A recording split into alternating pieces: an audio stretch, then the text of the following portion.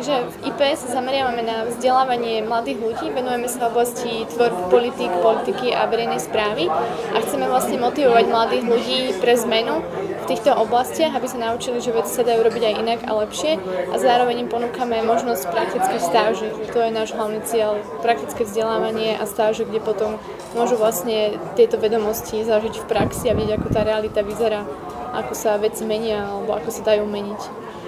Je to iné v tom, že je to väčšinou formou neformálneho vzdelávania, to znamená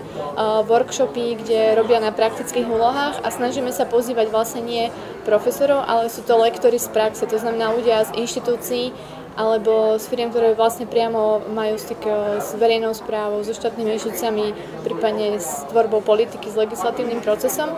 Čiže sú to naozaj ľudia, ktorí sú kvalitní a sú to odborníci a tým pádom vedia prakticky sprostredkovať tieto vedomosti tým mladým ľuďom.